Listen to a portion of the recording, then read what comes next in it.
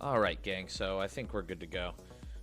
So it is, let me see here, Thursday the 20th of March, 2025. And I had a couple of things I wanted to go over. Looks like Trump gave some speech talking about getting rid of the Department of Ed. Let's go ahead and check out the NBC coverage on it. Breaking news tonight. NBC News has just learned that President Trump plans to sign an executive order closing down the Department of Education. The move fulfilling a campaign promise to shutter the agency, which has long been a target of conservatives. But it's unclear how he'll legally do that, since Congress needs to sign off on officially closing a department of this kind. The order would be the culmination of weeks of effort by the Trump administration to wind down DOE. Trump's education secretary, Linda McMahon, has overseen a roughly 50% cut to the agency's workforce in what she has called the, quote, final mission of the department. The Education Department oversees tens of billions of dollars in grant money to schools across the country. But conservatives for years have said control of education should be returned entirely to the state and local level. They say it would empower parents to make choices about their children's education. For more on this, let's get right to NBC's senior White House correspondent, Garrett. Okay, and so I think that the issue of the Department of Ed boils down to one thing, right? And it's how much money are we putting into the Department of Education, and how much of that money is making it to the states, right? Because their budget is outrageous. I was getting into a conversation with my buddy the other day, and we're talking an outrageous budget, like hundreds of billions, you know. So my question is, how much money is making it into our schools, right? And how do we get that money or more to the states, right? Because this is very similar to when the Supreme Court got rid of Roe v. Wade, right? It wasn't that we were, outlawing abortion. It's just that states got to choose that individually, right? And now it's like, okay, well, it's not like we're outlawing or getting rid of education funding. We're just giving it to the states, right?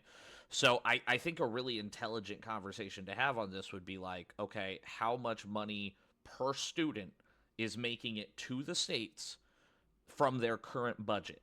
And how do we match or beat that? And can we match or beat that and still save a bunch of money? You know? Because if you have an organization this big, I'm sorry, but there's a lot of fat cats up at the top who are getting paid a lot. And it's like, how many of those people can we lose and still get just as much or money to the kids, right? And like I said, right now there's going to be a big narrative about how, like, oh, if you destroy the Department of Education, you must be anti-learning. That's not it at all. Don't let that be the narrative. Garrett Hake, who joins us live tonight from the North Lawn. Garrett, I mean, this just breaking, but walk us through, what do we know about this order at this point? Yeah, Ellison, I'm holding a copy of the fact sheet that will accompany this order when the president signs it tomorrow. It is the culmination of weeks of work from this White House and decades of work within the conservative movement that has long viewed the Department of Education as something of a boogeyman. The order directs the Secretary of Education, in this case Linda McMahon, to take every necessary step she can to facilitate, this says, the closure of the Department of Education and return education authority to the states. The White House takes some pains through information we've been given from a senior administration official to say things like Title I funding, student loans, and students with disabilities aid won't be touched in this effort. Frankly, Ellison, some of this is aspirational. As you pointed out in the lead, it will take an act of Congress to ultimately shut down the Department of Education and transfer its authority back to the states. But the administration can take additional steps, like what they've already done, to eliminate positions within the department, fire career staff, and try to shift responsibilities elsewhere within the federal government. Now, the president intends to sign this executive order tomorrow here at the White House in a ceremony where he'll be joined by some supportive governors, including from Texas, Florida, and Indiana, where they're champing at the bit to get more of this control at state level. But some of my reporting over the last couple of weeks, I'm in Texas, and I really can't see anyone objecting to this too hard. When I was young, when I lived in Connecticut, I lived there. My dad was in the military, so we moved around a lot. I lived in Connecticut. In Connecticut, if you take a test, right, or you get your grade at the end of the semester, right, 60 and above was passing, right? So, and I was not a good student. I wasn't. I don't think it was that I was dumb. I just did not put forth effort, right? So, yeah, I might have been dumb. Don't don't rule that out as an option. But I was the kind of student who in classes I was skating by the skin of my teeth, right? And so when I was in Connecticut, a 60 was fine. 65 was a passing score. Then my first semester of high school, I moved back to Texas, where all my family's from, where I was born. My dad retired from the military, started pursuing other things. His retirement was back here, right? So I come to Texas, and all of a sudden, halfway through my freshman year, all of a sudden, a lot of classes that I was technically passing, I was now failing, right? So, and Texas has a higher educational standard, okay, than Connecticut when it comes to bare minimums, right? And so there already is this huge difference in different states with educational standards and stuff. If we have this big federal agency that's designed to bring the scores of everyone up, I mean, I just don't see how you can do that when we're scoring on such different levels, right? I do think there's probably some merit to just giving the funding to the states and letting them dictate how their education goes, because I don't think that the students in the swamps of Louisiana, I don't think that they're going to have the same education as a kid in central New York City, right? So I don't think this is the worst idea in the world, but I can see how there could be a lot of fear associated with it if you believe that we're just cutting funding. But I think if we can cut fat and keep funding, then this is on paper, in my opinion, a pretty good idea, right? I don't see anything wrong with it. So is that other states are not quite as ready, perhaps, to take over this authority. And so I think what you're seeing here today is an effort by the White House to take the next step in what could still be a quite lengthy process to accomplish this goal of transferring as much as possible of education authority back to the states. I will add one other note that's in this fact sheet suggesting we'll see some language to this effect in the EO, that what's left of the Department of Education, this order says, the funds will not be allowed to advance what they call DEI or gender ideology, another issue that this White House has been intently focused on going back to Inauguration Day. Ellison? if it involves children, I agree. Garrett, as this idea had come up and seemed more immediate, particularly with those layoffs that happened at the department, a lot of people shifted to worrying about what it would mean for student loans.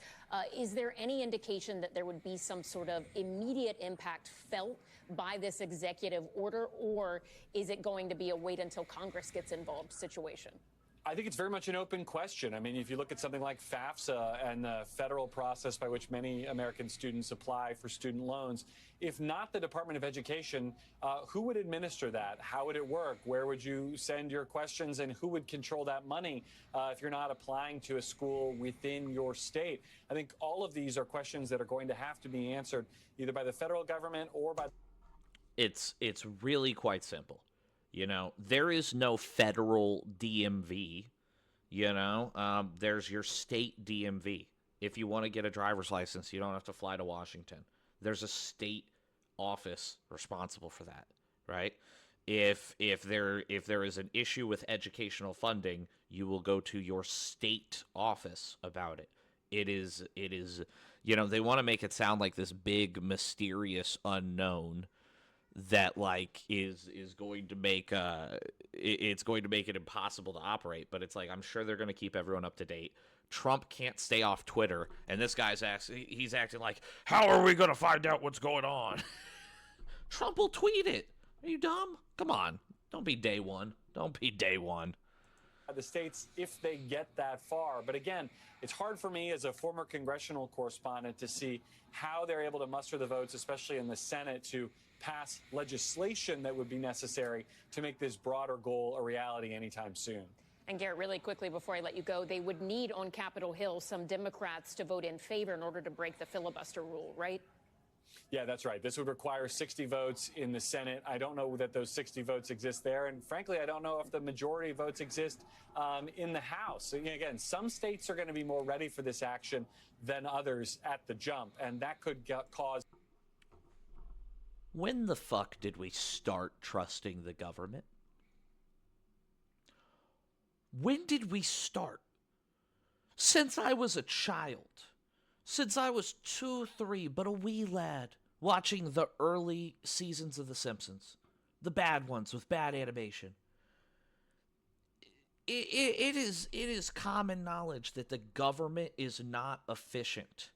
Okay? The federal government in Washington takes forever to do anything.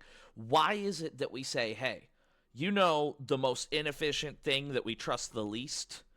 We're going to stop letting them run education.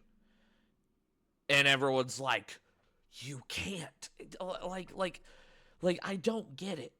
There was always the assumption that government bureaucracy slows shit down and is terrible and unnecessary. It is joked about in movies and TV shows and video games. It is a common, it's part of our national dialogue and has been for decades. But then when a government office shuts down, all of a sudden people are like, no, but we need that. I graduated high school and I find myself not knowing basic crap all the time, guys. Our education scores are plummeting. Kids are coming out knowing how to do TikTok and nothing else. You know, there are cities where the education is such a terrible issue.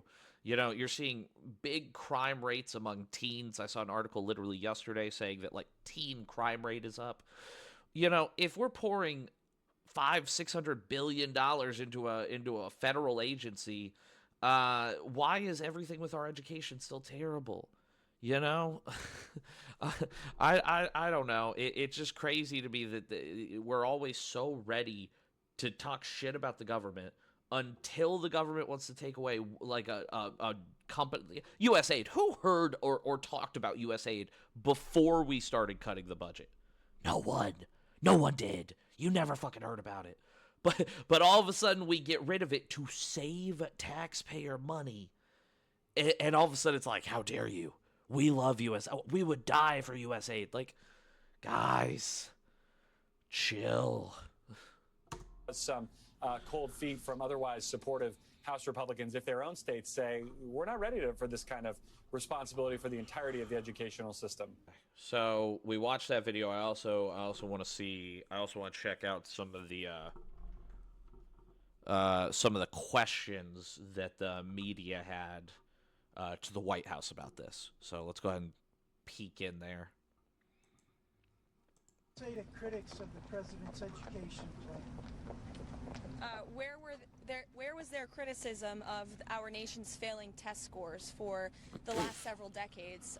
The Department of Education was founded in the 1970s, and since then we have spent more than $3 trillion. Jesus, a lot of money. Federal bureaucracy. What has been the return on that investment for the American taxpayer? Levels that are less than ideal, less than proficient. Our children's test scores are incredibly concerning when it comes to reading rates, literacy rates, math, and science test scores. The numbers prove that, and this president is finally taking much needed action to return education to where it belongs, and that's to educators closest to students in their classrooms in their respective states. We're going to have. Yeah, I can't see anything crazy about that, right? Like, a Louisiana state representative is going to have better insight into what the average Louisianite needs from their education. That would be a service better located in the community of Louisiana. And that goes both ways, by the way. Do you think that someone in Republican-run Washington is going to have the insight to what a student at an art school in LA needs? No. No, let somebody close to that person dictate the flow of funding. You know, I don't like, once again, doesn't seem outrageous to me, you know? Have a great event here later at 4 o'clock. There will be students here, teachers here, parents here, educators, and of course governors from around the country who are very excited about taking on this responsibility to educate our nation's students. Who's going to run federal student loans? So the Department of Education will be much smaller than it is today. As you know, the President's executive order directed Linda McMahon to greatly minimize the agency. So when it comes to student loans and Pell Grants, those will still be run out of the Department of Education, but we don't need to be spending more than $3 trillion over the course of a few decades on a department that's clearly failing in its initial intention to educate our students. So is the federal government going to be It's going to spending be less? much smaller than it is. Is it not going to be shut down completely? And then I have a second question. As I said, Pell Grants and student loans will still be run out of the department in Washington, D.C., but the great responsibility of educating our nation's students will return to the states. And the Department of Education plays a critical role in enforcing civil rights laws that prohibit discrimination. Who's going to do that now? Any critical functions of the department, such as that, will remain. But again, we're greatly reducing the scale and the size of this What department. about federal Title I funding and special education funding? Is that still going? Same answer. Yes. Thanks, Caroline. On the Federal Reserve, the president criticized the rate decision yesterday. Is he looking to replace members of the Federal Reserve Board like he did on the Federal Trade Commission? Well, the president has I don't know if it's true or not, but I don't know if the president has any authority over the Federal Reserve. Federal Reserve seems like a pretty big, intimidating kind of institution. So, not really sure. Two presidents, supposedly. Two presidents wanted to get rid of the Federal Reserve. Lincoln and JFK. What a coincidence. has appointed Mickey Bowman, as you know, to be the vice chair of the Federal Reserve. We're incredibly optimistic about her. She's on the ball, as the president says, and knows how to get things done.